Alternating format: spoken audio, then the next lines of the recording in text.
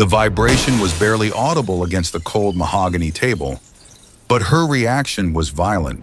Her elbow jerked back as if she had been burned, knocking the crystal water glass to the floor. Shatter. The room fell dead silent. The presentation stopped mid-sentence. Every executive turned to stare with annoyance at the disruption. But the man standing in the shadows at the head of the table didn't look annoyed.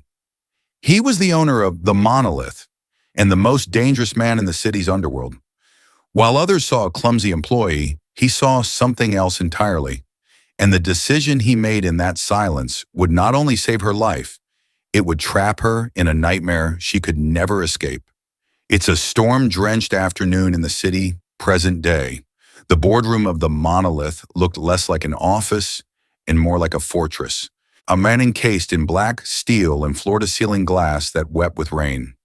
This wasn't just an architecture firm. This was Hyun Yu Song's domain. Every employee knew the rules of this floor.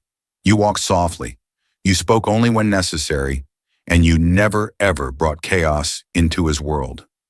Hyun Yu stood by the window, a silhouette of absolute control whose very presence lowered the temperature in the room. At 34, he had built a legitimate empire on top of a criminal inheritance. His dark eyes were cold, assessing, and predatory. His silence was law, and today, like every quarterly review, he was enduring the drone of reports from his senior staff. The meeting was precise. Numbers were verified. Blueprints were approved with a single nod. This was how Hyun Yu operated. Detached, observant, viewing people not as humans but as assets or liabilities. He had survived the slaughter of his own family 15 years ago by learning one fundamental truth.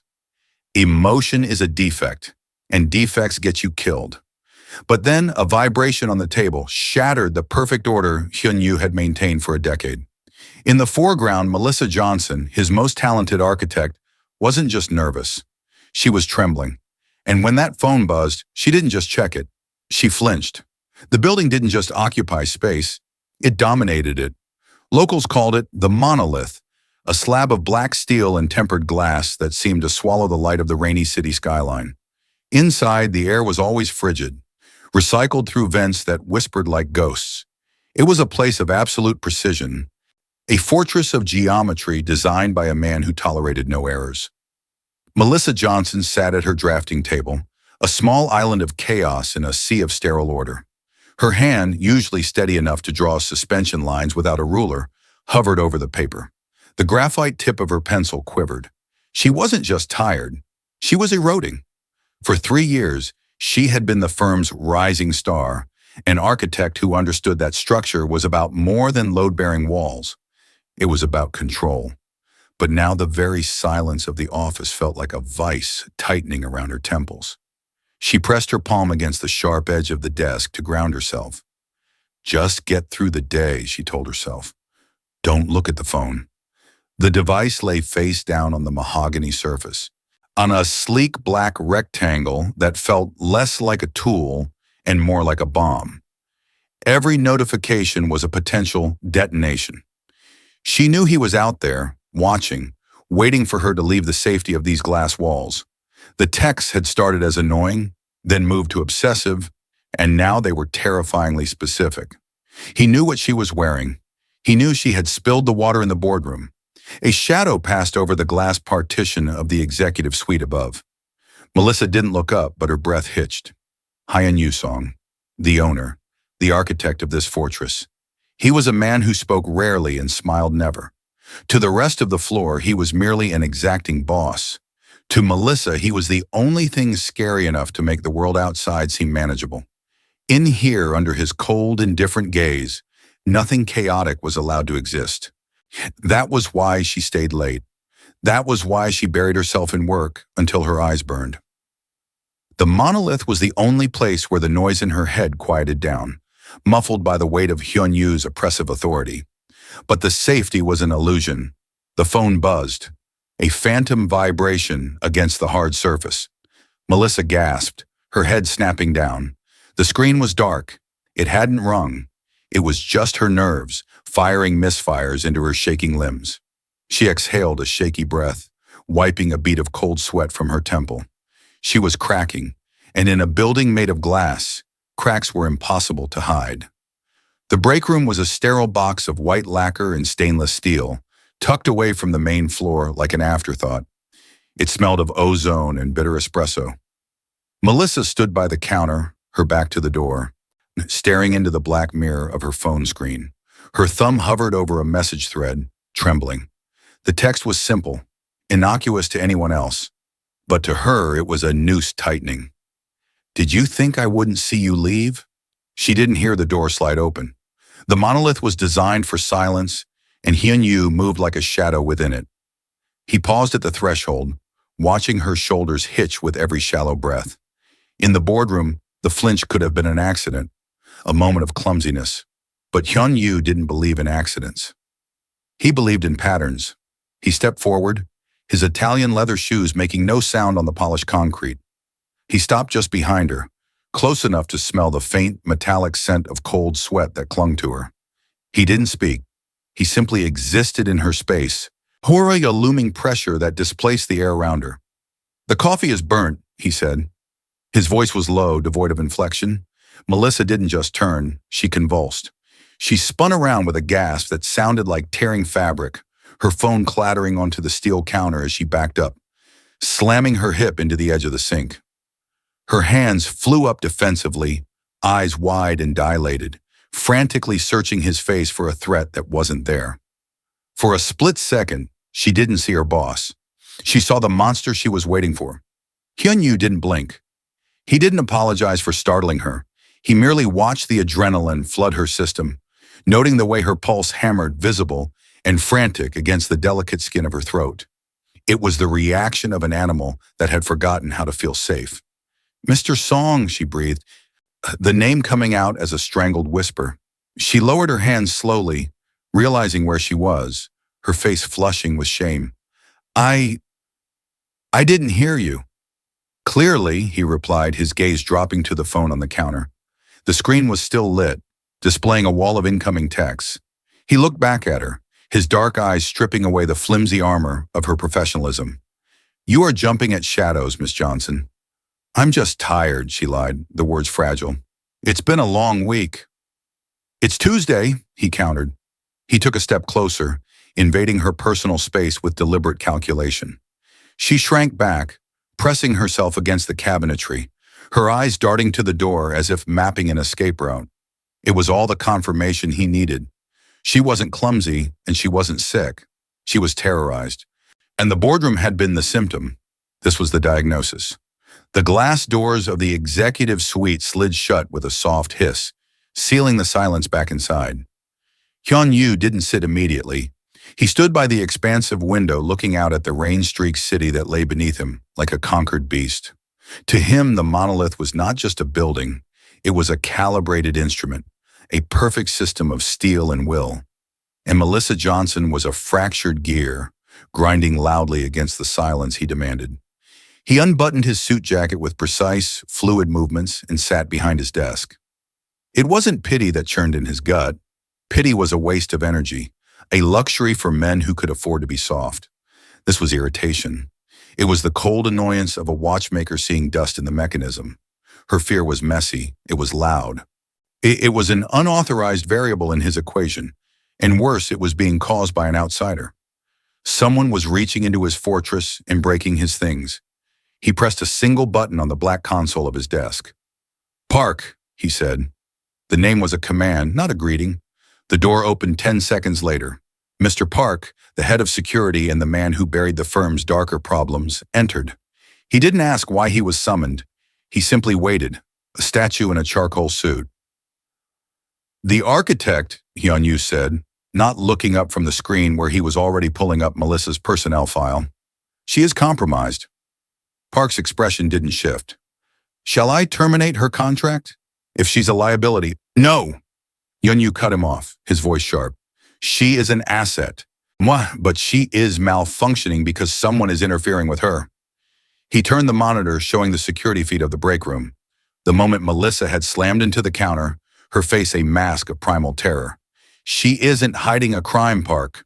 She's hiding a predator." Hyun-Yu leaned back, steepling his fingers. In the criminal underworld, Fear was currency, but in his legitimate world, it was an insult. If someone was terrorizing his staff, they were, by extension, disrespecting his ownership. "Access her mobile data," Hyun Yu ordered, his tone dropping to a dangerously quiet register. "Clone the SIM card, mirror every text, every call, and every voicemail directly to my private server.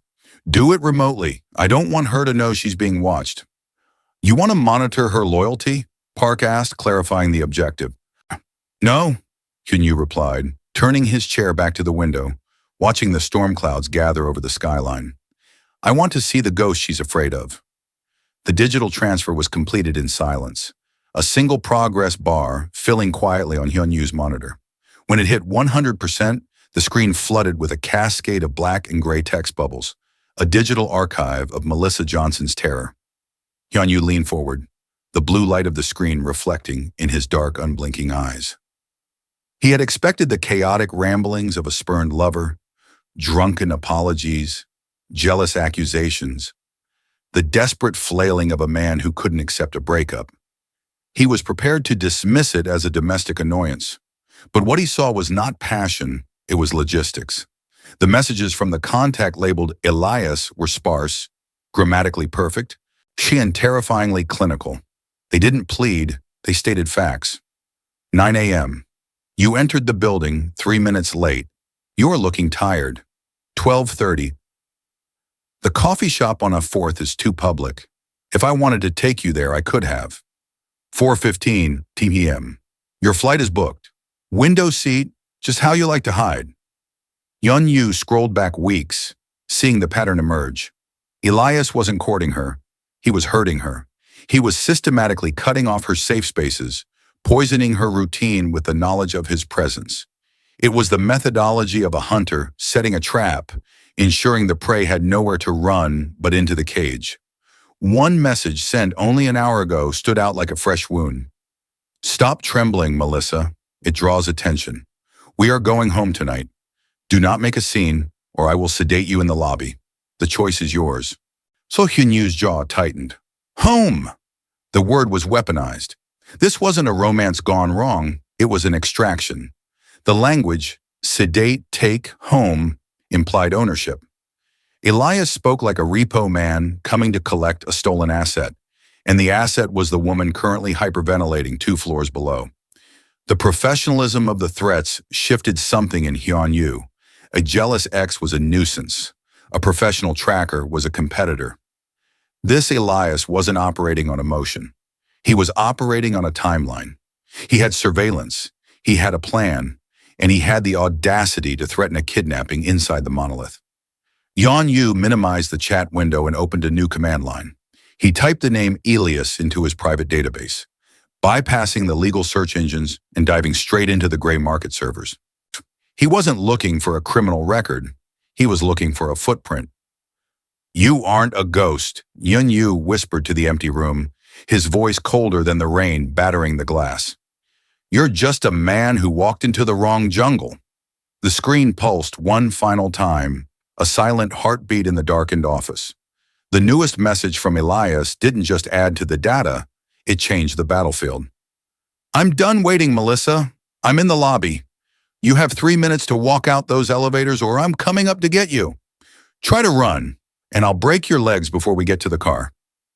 Hyun Yu stared at the glowing pixels, his expression hardening into something akin to granite. The threat of violence against his employee was an annoyance, a disruption of productivity. But the location, the lobby, was a declaration of war. The monolith was not public property. It was a sovereign state carved out of glass and steel, a sanctuary where the chaos of the outside world was strictly forbidden. For an outsider to threaten to breach his security, to walk past his guards and drag a woman screaming from his elevators, was an unthinkable violation. It was akin to a stranger walking into his home and kicking his dog. It wasn't just criminal, it was disrespectful. He felt the cold, familiar coil of rage tighten in his chest. It wasn't the hot, blinding anger of a man losing control, but the icy, focused clarity of a predator who has just decided to hunt. Elias had made a fatal miscalculation. He thought he was intimidating a helpless woman. He didn't realize he was trespassing in a lion's den. Yu stood up slowly. He smoothed the front of his suit jacket, checking the cuffs of his shirt. He didn't reach for the phone to call Mr. Park. Security would just detain the man, hand him over to the police, create a paper trail, and involve questions Yu didn't want to answer. A pest like this didn't need the law. He needed an exterminator. He walked to the private elevator that bypassed the main floors, the only one that descended directly to the garage in the secure lower levels. He paused at the door, catching his reflection in the polished metal. He looked like a CEO, impeccable, civilized, wealthy. But the eyes staring back were 15 years old, remembering the blood on the floor of his father's house. 3 minutes, Yu murmured, checking his watch. He stepped into the elevator. He wouldn't let Melissa go down to the lobby, and he wouldn't let Elias come up. He would meet the problem in the middle, in the shadows where pests belonged, and he would crush it before it ever made a sound. Retaliation would not be loud, it would be absolute. Melissa stood by her desk, her coat already buttoned to her chin, clutching her bag like a shield. Her face was a mask of terrified resolve. The text had been clear. 3 minutes. If she didn't go down now, Elias would come up, and the violence she had been running from for a decade would spill into the one place she had managed to keep clean. She couldn't let that happen. She would rather surrender herself than let him shatter the glass walls of the monolith. She took a breath, ready to step toward the elevators, when a shadow fell over her desk. It wasn't just a shadow, it was a wall. Yu stood there, holding a thick stack of blueprints. He wasn't looking at her coat or her bag. He was looking at the files in his hands with deliberate, maddening calm. "Mr. Song," she stammered, her heart hammering against her ribs. I have to go. Family emergency. I need to leave immediately." "Sit down," he said. It wasn't a request. He dropped the heavy files onto her desk with a loud thud that made her flinch. "The Shibuya project. The structural load calculations for the atrium are incorrect. I need them redone. Tonight." "I can't," she pleaded, her voice rising in panic. She glanced at the elevator, agonizingly close. "Sir, please. I'll come in early tomorrow. I really have to." "You leave when the work is perfect, Miss Johnson. Not before." Yu didn't raise his voice, but the temperature in the space seemed to drop 10 degrees. He stepped between her and the elevator, effectively blocking her path. "If you walk out that door now, don't bother coming back. Ever." The threat hung in the air, heavy and absolute. Melissa froze. This job was her only anchor, the only reason she had an identity that wasn't just victim. Losing it meant losing her resources, her hiding spot, her life. She looked at his face, searching for a shred of mercy, but found only cold, unyielding stone. She didn't know he was building a wall to keep the wolf out. She thought he was just another tyrant locking her in. Tears of frustration and fear pricked her eyes, but she swallowed them down. She was trapped. Between a monster in the lobby and a dictator in the office, she chose the one that signed her paycheck. "Fine," she whispered, defeat slumping her shoulders. She unbuttoned her coat, her hands trembling violently. "Well, I'll stay." "Good," Yu said. He didn't smile. He turned and walked away toward the private elevator bank, his back rigid. "Do not leave this floor until I return." Melissa sank into her chair, pulling the files toward her, unaware that her cruel boss wasn't leaving to go home. He was leaving to go downstairs. The lobby of the monolith was a cavern of polished marble and silence, broken only by the rhythmic swish of the revolving doors spinning against the storm. Elias stood near the security desk, shaking the rain from his coat. He checked his watch. 3 minutes were gone. He smiled, a thin, cruel expression that didn't reach his eyes. She wasn't coming down. That was fine. He preferred the chase anyway. It made breaking her spirit more satisfying. He adjusted his cuffs, sure preparing to walk past the single guard at the desk. A bored-looking man who likely made minimum wage and wouldn't dare stop him. Elias reached for the elevator call button, his thumb hovering over the up arrow. He never touched it. A hand clamped onto his shoulder. It wasn't a casual touch. It was a vice, heavy and immovable. Elias spun around, a snarl forming on his lips, ready to flash the badge he kept in his pocket or threaten the guard into submission. "Get your hands off." The words died in his throat. The man gripping him wasn't the board guard. He was one of two figures who had materialized from the shadows of the service corridor. They wore black suits that cost more than Elias's car, and their faces were blank slates of professional violence. "You are trespassing," the first man said. His voice was flat, devoid of anger. I'm here for a meeting," Elias lied, trying to shrug off the grip. "Melissa Johnson, 41st floor." "Ms. Johnson is working," the man replied, "and you have an appointment in the basement." Before Elias could reach for the weapon concealed in his waistband, the second man moved. It was a blur of efficiency, a swift, paralyzing strike to the solar plexus that folded Elias in half, followed by an expertly placed needle to the side of the neck. The world tilted. The marble floor seemed to rush up to meet him, but he never hit it. The men caught him, supporting his weight so it looked like nothing more than a drunk friend being helped to a car.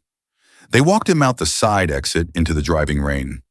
A black sedan idled at the curb, its rear door already open like a hungry mouth. Elias tried to scream, to shout that he was a hunter, or on that he had rights, but his tongue felt like lead.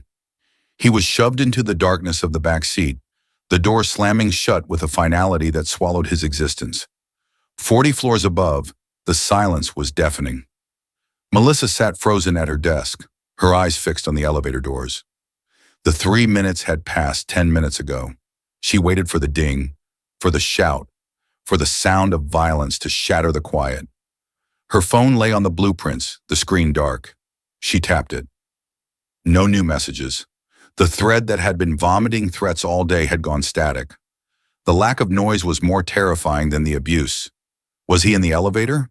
Was he waiting outside the office door? Or was this a new game? A psychological pause before the strike? She stared at the black screen, waiting for the vibration that didn't come, but unaware that the threat hadn't just paused, it had been erased. The sub-basement of the monolith was a void of acoustic foam and raw concrete, buried deep enough beneath the city that the vibrations of the subway lines were nothing more than a phantom tremor. The air here was still and smelled faintly of copper and industrial cleaner. Elias woke to the sensation of cold steel against his wrists. He was zip-tied to a heavy bolted chair in the center of the room. His head throbbed from the sedative, but his instincts snapped awake instantly. He tugged at the restraints, testing their give. There was none. "Don't bother," a voice said from the shadows. "They are rated for industrial cabling." Elias squinted against the harsh overhead light. Hyun-Yu sat a few feet away, crossing his legs comfortably, only brushing a speck of non-existent dust from his trousers. He looked entirely out of place in the dungeon-like room, a figure of pristine elegance amidst the gray austerity. Elias spat on the floor, masking his fear with a sneer of bravado. "You've made a mistake. A massive, expensive mistake." Hyun-Yu didn't react to the spit. He simply watched Elias with the detached curiosity of a scientist observing a rat in a maze. "You were harassing my architect. You threatened to breach my lobby. The mistake was yours." "Your architect?" Elias laughed, a harsh, barking sound. "Is that what she told you? That she's just some employee?" He leaned forward as much as the ties would allow, his eyes gleaming with malicious intent. "You have no idea what you've walked into, Suit. She isn't some random girl running from a bad breakup. She's an asset, and a very valuable, very stolen asset belonging to people who will burn this glass tower to the ground to get her back." Hyun-Yu remained unmoved. He had heard these threats 1,000 times from low-level thugs trying to punch above their weight class. They always claimed to work for devils, unaware they were speaking to Satan. "You talk too much," Hyun-Yu said softly. He stood up and walked toward Elias. He didn't posture or threaten. He just moved with a fluid, terrifying grace. "I don't care who you work for. I don't care about her past. I care about the noise you are making in my building." "You're a dead man," Elias hissed, desperate now, sensing that his usual leverage held no currency here. "When they find out you took me—" "They won't," Hyun-Yu interrupted. He stopped inches from Elias's face, his dark eyes void of any humanity. Oh, because you are going to disappear. And before you do, you are going to unlock your phone and give me everything you have on her. Not because I am afraid of your bosses, but because I want to know exactly what kind of filth I am scraping off my shoe. Hyun-Yu reached into his pocket and pulled out Elias's phone. He held it up. Unlock it, or I will use your finger. Whether it is attached to your hand or not is up to you. Elias hesitated. It was the hesitation of a man who still believed there were rules to the game, that negotiations were possible even when strapped to a chair. He looked at the phone in Hyun-Yu's hand, then up at the dark, impassive eyes of the man holding it. If I give you access, Elias bargained, sweat beading on his upper lip, I walk out of here. That's the deal. Hyun-Yu sighed, a sound of genuine weary boredom. But he didn't answer. He simply nodded to the shadows in the corner. Mr. Park stepped into the light, holding a pair of heavy industrial shears. He didn't brandish them. He held them casually, like a gardener preparing to prune a dead branch. The arrogance in Elias's eyes evaporated instantly, replaced by a primal, widening terror. Wait! Wait! He shrieked, straining against the zip ties until his wrist bled. Okay, I'm doing it! I'm doing it! Mr. Park paused. Hyun-Yu held the phone out again. His hand was steady as stone. Trembling violently, Elias extended a finger. He pressed his thumb against the sensor. The screen flashed, unlocked. Hyun-Yu pulled the device back. He scrolled briefly, ensuring the passcode was disabled and the cloud sync was severed. He didn't look at the contents yet, or he just needed to know he held the master key to Melissa's digital prison. He slipped the warm phone into the breast pocket of his jacket, smoothing the fabric. There, Elias panted, his chest heaving. You have what you want. Now let me go. I won't tell them anything. I'll disappear. Hyun-Yu looked at him, tilting his head slightly as if listening to a distant, unpleasant frequency. You are noisy, he observed quietly. You threaten women in lobbies. You shout in my basement. You clutter the silence. I can be quiet, Elias pleaded, tears mixing with the sweat on his face. I swear. I know, Hyun-Yu said. He turned his back on the prisoner and walked toward the heavy steel door.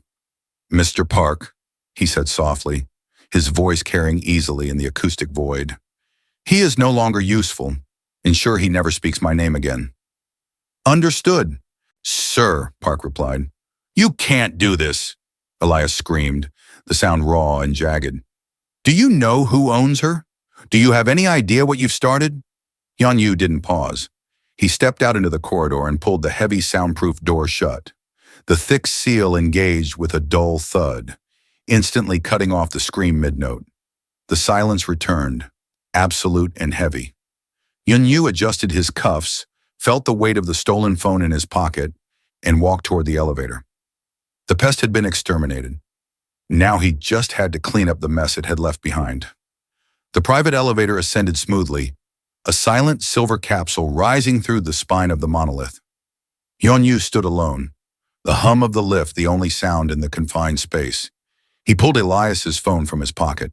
The screen was still warm. He navigated the interface with practiced indifference, looking for the folder Elias had guarded so desperately. He found it buried under a directory labeled Leverage. Hyun-Yu exhaled, preparing himself for the usual grime of the blackmail trade. Illicit photos, evidence of drug use, perhaps a hit-and-run accident covered up years ago. He was ready to delete it all, to scrub Melissa's shame clean and let her return to being a productive architect. He tapped the folder. There were no compromising videos. There was only a scanned PDF in a single high-resolution image file. Hyun-Yu opened the PDF first. It was a birth certificate, yellowed with age but scanned clearly. Certificate of live birth. Seoul, South Korea, 1998. He scanned the names. Mother, unknown. Father, Jang Suk-ju. Child, Jang Mi. Hyun-Yu's finger froze over the glass, and the air in the elevator seemed to vanish, sucked out by the vacuum of that name. Jang Suk-ju, Chairman Jang, the butcher of Incheon, the man who had ordered the firebombing of the Song estate 15 years ago.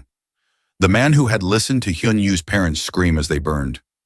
His heart hammered a sudden, violent rhythm against his ribs. It wasn't possible. He swiped to the next file, the photo. It was a formal portrait taken perhaps 20 years ago. In a high-backed velvet chair sat Chairman Yang, younger but unmistakably cruel, his hand resting on the head of a small girl standing beside him. The girl was dressed in expensive silk, but her posture was rigid, her hands balling the fabric of her dress into fists. She wasn't smiling. She looked terrified. Yun-Yu stared at the girl's face. The jawline was softer, the cheeks rounder, but the eyes were identical. They were the same wide, haunted eyes that had flinched in his boardroom only hours ago. Yang Mi, the rose of the syndicate, the daughter who had vanished a decade ago, rumored to be dead. The elevator dinged softly, announcing the executive floor. The doors slid open, revealing the pristine, rain-lashed corridor of his empire. But Yun-Yu didn't move. He stood paralyzed in the threshold, the phone gripping his hand like a burning coal. The realization hit him with the force of a physical blow, staggering him. He hadn't just saved a random employee from a stalker. He had intervened in a retrieval operation for the most dangerous crime lord in Asia. And worse, far worse, he was currently sheltering the blood of the monster who had destroyed his life. But he looked down the hall toward the office where Melissa, Yang Mi, was waiting for him. The indifference in his eyes vanished, replaced by a dark, volatile turbulence. The game had changed. He wasn't her savior anymore. He was her judge. The morning sun was weak, filtering through the gray haze of the city like a bruise fading on skin. For the first time in weeks, the rain had stopped, leaving the streets below slick and reflective. Melissa walked through the lobby of the monolith, her steps echoing on the marble, lighter than they had been in years. There was no figure lurking by the security desk, no black sedan idling at the curb, and most importantly, the phone in her coat pocket was silent. She had checked it a dozen times since waking up. No new messages, no threats. The thread with Elias was simply dead. It was as if the man had evaporated into the mist that clung to the skyscrapers. She didn't know what Hyun-Yu had done, and she didn't want to know. In her mind, her boss was a creature of immense, terrifying influence. A tyrant, yes, but a tyrant who protected his own. He had seen a disruption in his machine, and he had excised it. For Melissa, it felt like a miracle. For the first time in a decade, the invisible noose around her neck felt loose. She could breathe. She wasn't Yang Mi, the runaway daughter of a monster. She was just Melissa Johnson, an architect with a difficult boss who had, in his own cold way, looked out for her. She took the elevator to the executive floor, clutching a cup of black coffee, a peace offering. She owed him this. She owed him everything. She had spent so long running from men who wanted to hurt her that she had forgotten what it felt like to be shielded by a man with power. The corridor was quiet. The glass walls of the offices reflected her own image back to her. A woman who looked tired, but no longer hunted. She straightened her blouse, smoothed her hair, and walked toward the double doors at the end of the hall. She paused outside his office, her hand hovering over the wood. She rehearsed what she would say. "Thank you, I won't let it happen again. I'll get back to work. Simple. Professional." She wanted him to know that his investment in her safety wasn't wasted. She knocked softly. "Enter," came the voice from inside. It was low, calm, and utterly devoid of warmth. Melissa smiled to herself, a small, fragile thing. She pushed the door open, for stepping into the lion's den with gratitude in her heart, completely unaware that the man waiting for her wasn't her savior anymore. He was the one thing worse than her father. The office was wrong. That was Melissa's first thought as the heavy door clicked shut behind her. Usually, Yun-Yu's sanctuary was flooded with gray light, a temple to the city skyline he owned. But today, the heavy automated blinds were drawn tight, sealing the room in an artificial, suffocating twilight. The air was still and cold, heavy with a silence that felt different from the usual professional quiet. This was the silence of a held breath before a scream. "Mr. Song," she whispered, the cup of coffee trembling slightly in her hand. I brought you this, to say thank you." Yun-Yu was standing by the covered window, his back to her. He didn't turn. After he didn't acknowledge the offering. He stood with the rigid tension of a coil wound to its breaking point. In his hand, he held a piece of paper. "Put it down," he said. His voice was unrecognizable, stripped of its cool, corporate detachment, replaced by a low, vibrating intensity that made the hair on Melissa's arm stand up. She set the cup on the edge of the desk, her heart beginning to hammer a warning rhythm against her ribs.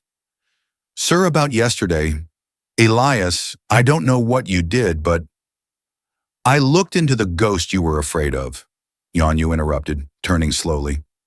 Melissa's breath caught in her throat. The man looking at her wasn't her boss. The indifference was gone.